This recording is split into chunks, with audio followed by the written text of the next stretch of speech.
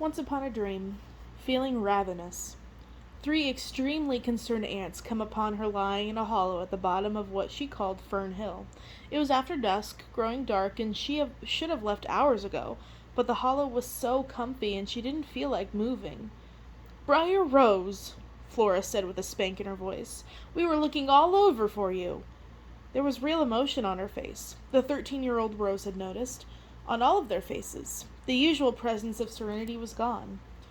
The girl knew she should feel bad, or at least concerned, but she didn't really feel much of anything. It was like they were far away. "You can't be in the woods after dark," Merryweather scolded. "Wolves could get you, or bears." "They won't hurt me," she said slowly, getting up. The words came with difficulty, like she was speaking through a mouthful of honey. "Bunnies and owls are one thing," Fauna said with a gentler tone of caution, "but they're not the same thing as bears." "Or rapists," Merryweather added. The two other ants glared at her. There was something they weren't telling her. Some great fear adults had for children that they never shared. Rose was only vaguely intrigued. She let them lead her back to the house. She apologized because she was a good girl and promised she would try not to let it happen again, because she was a good girl. Then she went straight to bed and slept for 13 hours and didn't want to get up. She came to on the ground, the sickening smell of bile filling her nose and mouth. Philip was kneeling next to her, holding her hair and shoulders, looking into the face with concern. The memory had hit her like a sudden fallen tree, out of nowhere splitting her head open. It was so real. But of course it was real. That really had happened. Her mind was just recovering all of these moments. There was a strangely comforting familiarity in the sadness of the memory. It felt like so many similar days in the castle, sleeping the hours away, staring at nothing, not wanting to do anything, hoping to disappear. "I'm fine," she said before Philip could ask her. Her head felt like it was sloshing around some, but other than that and a little lingering dizziness, she really was good to go. She put her hand out to the comforting solidity of a tree root to push herself upright. Funny little memories streamed up her arm and into her head. Before she could process them, the prince was helping her. His arm was as sturdy and unrelenting as a rock. She felt no weakness or give when he lifted her. The path remained steady for a time before dwindling down to dusty silt. The sky opened above as trees fell away on either side. To the right, the land dipped down into a tiny, almost impossibly beautiful valley. A stream ran through its lowest point, its bank lined in pink lupine. Before that, tall, dark grass sparkled with white flashes in the sunlight. Late-season dandelions and breathy, tiny white flowers on slender stems were avoided by bees. White-purple thistles and asters thronged with them. "I could do with a little bit of a break," she said, looking longingly at the soft, moss-covered breeze above the tinkling water. The prince made a big show of cautiously surveying the scene. Aurora Rose had a smile. Nothing seemed harmful. "All right," he said finally. "My face could definitely do a wash. Feels all dusty." They stopped down into the quiet valley that smelled like all of summer crushed into a single flower. She collapsed with thankfulness on a soft sunlit patch of moss. The prince carefully lay down on his stomach and cupped his hands in the stream. "Wait, should we drink this?" he suddenly asked. "I mean, in fairy tales, they always get you with the food or drink." "We're already trapped in a dream. How much more trapped could we get?" Excellent point," Philip said, and lapped up several mouthfuls. "So, my parents," Aurora Rose mused, chewing on the sweet end of a stalk of grass, "who are, by the way, not evil. They did, however, give me away to a bunch of fairies when I was a baby." That was the part that currently confused her the most. Maleficent was obviously terribly clever in a way. She had constructed the false world with its false history.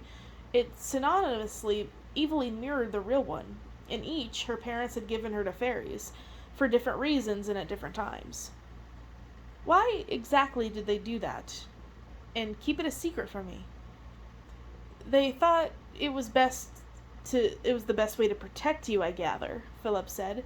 He picked up a clump of moss and soaked it in water and then handed it to her. "Here, maybe you can use this like a sponge." She smiled and dabbed her face slowly, still thinking unconsciously.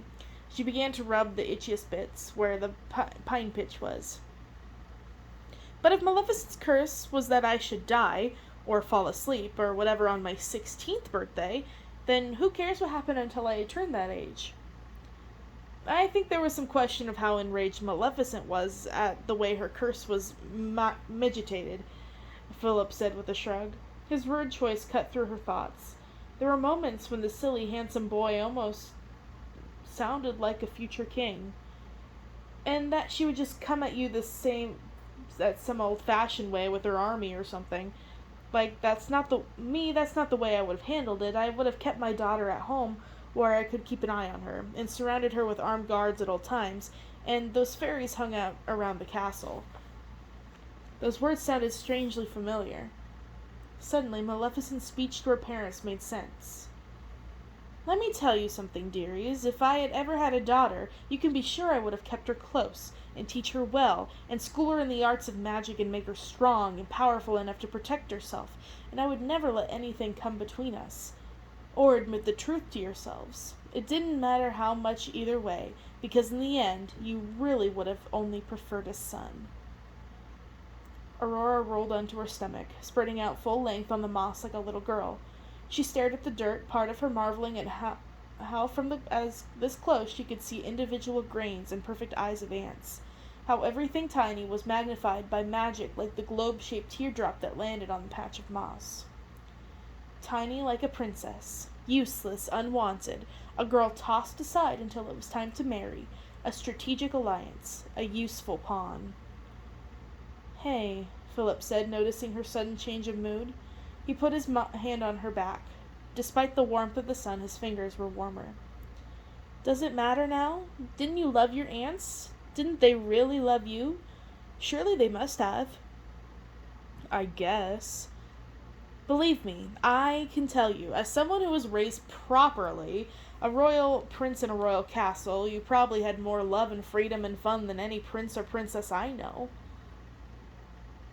Before she died, my mother was someone I saw once a day at the end of the day for a very proper kiss on the cheek and recitation of the day's lessons.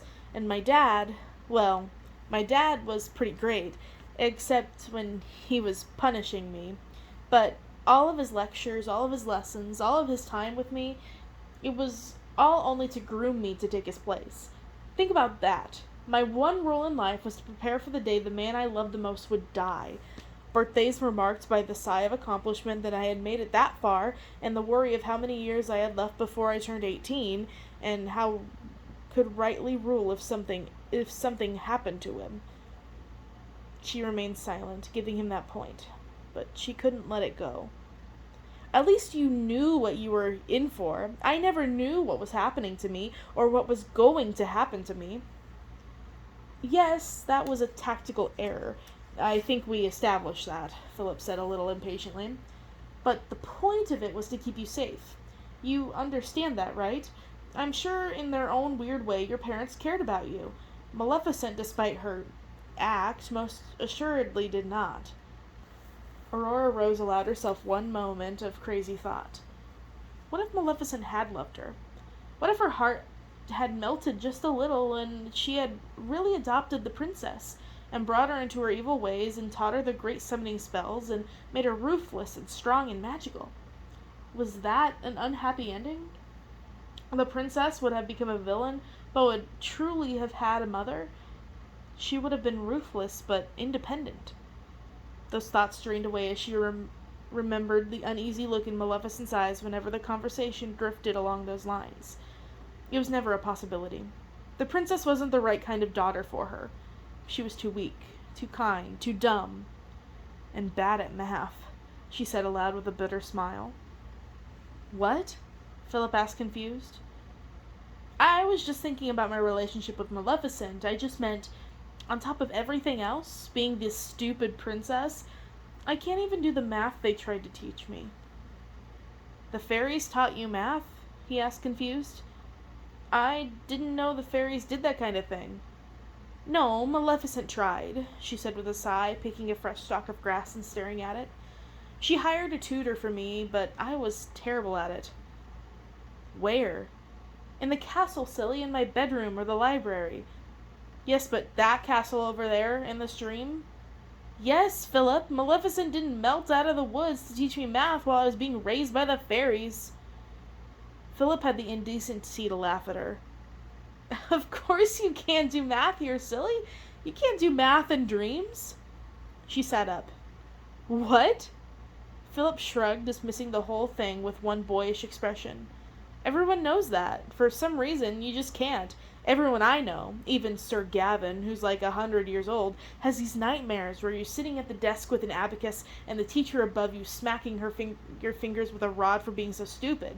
Equations don't make sense, even simple ones. I can't do Latin in dreams either. I don't know if that's true with everyone else, though. I always start with hic, hic, hoc, and then these things get weird. In fact, just thinking about it now, none of it makes sense. What is a disclension anyway?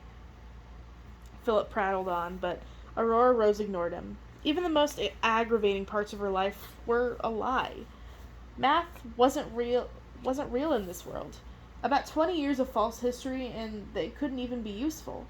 The time she had spent, the tears of frustration, how stupid she thought she was. Stupid pretty princess. She looked up at the heavens. The amazement at there still actually being a natural world and her being in it hadn't quite worn off yet. The sky was a light blue, and large puffy clouds moved slowly across it. The ground was uncomfortable in a few places under her, but not enough to really matter. The breeze was warm when it blew. Philip leaned over her, and for a moment she caught her reflection in his eyes, but then lost herself in them instead. "Can I kiss you? Would that be all right?" he asked softly. She graced him with a smile. "Is this because I look like I'm sleeping?" "No," Philip said, pulling back. "Deuce it all, you just look beautiful, and I love you." "I was kidding, Prince Sirius. You may give me one small kiss. On the cheek. For now." He leaned over and kissed her, but he lingered a little more than she had imagined he would. She felt his breath warm and moist, but not unpleasant. Their faces stayed close for another moment, sneaking in a second, almost, kiss. He sat up, looked at her face, into her eyes. He pushed a tendril of her hair back over her head. She was enjoying it immensely. "I think," he finally said, "I think we should probably get moving. It's kind of amazing that Maleficent hasn't found us yet." "I don't think she can leave the castle," Aurora Rose said lazily, stretching. She wasn't sure how she knew this. If she could have, she would have in the last few years, certainly by now. Well, it wouldn't hurt to get a good head start. She might not be able to leave the castle, but she could send someone.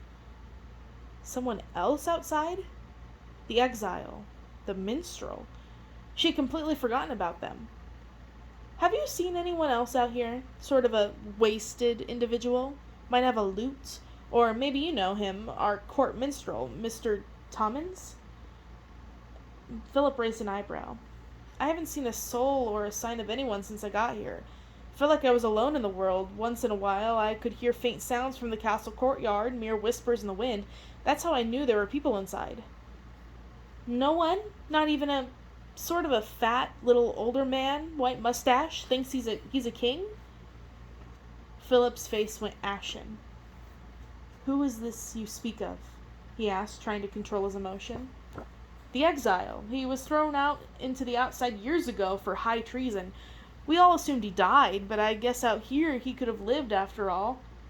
"What was his name?" Philip demanded, putting his hands on her shoulders. "There is only one other king for leagues in any directions around here." "We never spoke of his name. It was forbidden," she stammered. Huey, Humboldt?" "Hubert!" the prince said with a cry, falling back. "Hubert, that's right," Aurora said with a relief. Then she suddenly got it. "Oh." "He's my father, Rose," Philip said bleakly. "He's been out here all this time and I didn't even know it. Of course he would have been in the castle too. I forgot. He and your parents were in the throne room when it all happened, waiting for the wedding ceremony." "I'm so sorry." "Well, sort of," she added, thinking. "Perhaps it was better for him to be out here than in there all this time. Maleficent could have killed him for his blood in there." "We've got to find him," the prince said, leaping up. "He's lost here, somewhere."